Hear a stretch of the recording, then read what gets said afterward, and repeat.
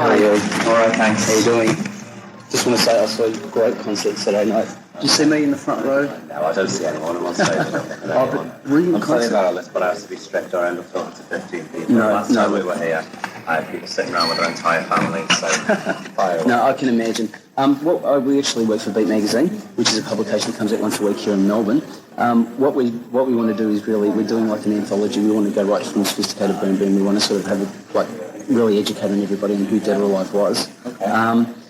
So, yeah, we've just got a few questions worked out that we wanted to ask you. Like, the first big thing that we noticed, like, when Sophisticated Boom Boom did come out, I mean, you broke into the charts and everything happened all at once. Not with Sophisticated Boom Boom, didn't Was it general or...?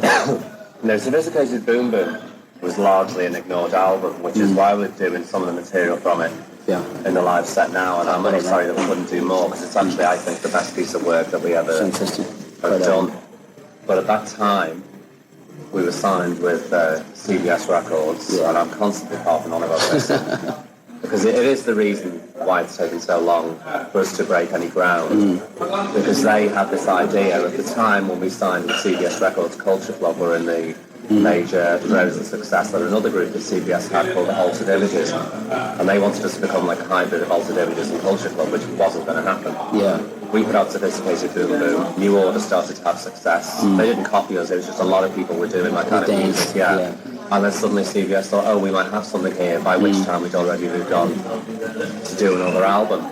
I have nothing but bitterness that I can never let go towards that record company. Absolute bitterness, because it's been a long, hard and desperate climb. And I'll never consider record companies allies or friends, because they change like the wind. And I think at the end of it, it makes me a pretty hard-nosed bastard at the end of it, because I do what I do. Whether someone's sitting talking to me about it or I'm doing gigs, I really don't care. I'll do it my way, and there's never been any amount of compromise, and there never, ever will be. Yeah, well, I've followed Dead or Alive since '84, and tracks like Misty Circles, among Dead or Alive fans, it's considered like it's like the definitive Dead or Alive song. It's brilliant, I have to say. It's my favourite piece of work. I mean, I never liked the stuff we did on Youthquake. There was a couple of songs that I liked, but I never actually liked the actual volume of work on Youthquake. I know a lot of people say it was a great album, and that's all very nice, but my personal choice would not have been, a lot of the tracks on Youthquake. That was a period where we were in that awful period where the record company thought we might never have a hit. Even when we did Spin Me Round, they told us it was absolutely a load of rubbish and refused to put it out for a month.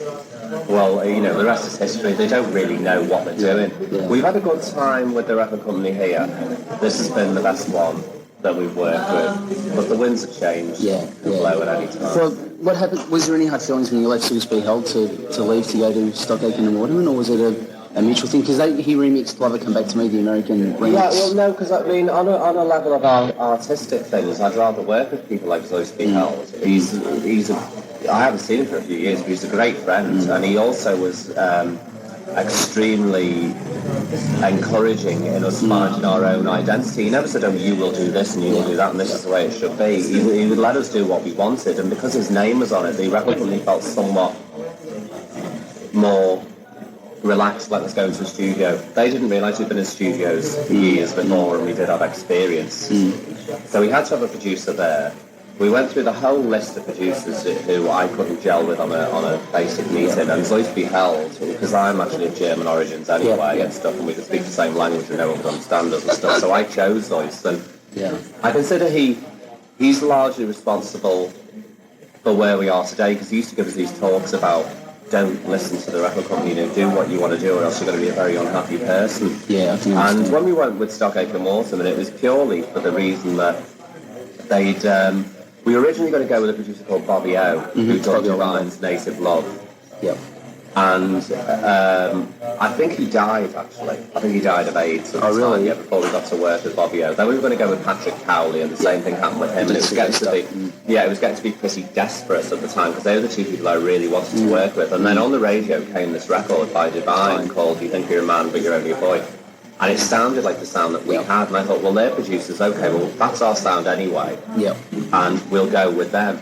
And the record company at the time refused to put any money up at all, and at that time I wasn't very financially secure, and I had to basically remortgage the place I lived in in order to pay for the Youthquake album to work with Stock Aitken Waterman. And it was never a nice experience working with them. we had that sound anyway. Yeah. And if anything, we wasted probably 3 weeks out of a 2-month recording schedule. They were trying to tell us that sound was absolutely not commercial. That's what I think. What's one thing we're definitely going to drive at. We want people to know that Dead or Alive created that high energy type of feel to commercial. They were, they were the people who were saying we're making music for queers. That was their own description, because they are not gay-friendly producers. Oh, really? Oh, not at all. And you have to take the money, and they're saying if they die in audience, blah, blah, blah, you're making music for queers. And I was going, this is ridiculous. It got to be very political, and of course their attitudes changed, because they were thick as pig shit when we started working with them. And obviously, being in the industry, they realised that things were a little bit different than they expected. Yeah. And even to this day, I think you never deserved any of the success you got.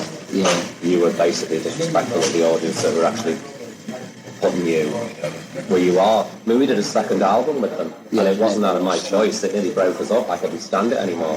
Really? Couldn't stand working. And then, like, Suckers for Punishment, after we'd extricated ourselves from our long-term contract with CBS Worldwide, they came and offered us an extremely lucrative deal on this album. Before we started doing this album, their record label said, okay, you're not in the studio if we do this deal. And they agreed to everything we wanted. But they wanted us for some reason, because we were the sound that put them on the map. Yeah. Well, when you look at retrospective Dead or Alive's albums, there's always been that one track, things like Far Too Hard, you've got things like Cake and Eat It, I Don't Want to Be Your Boyfriend.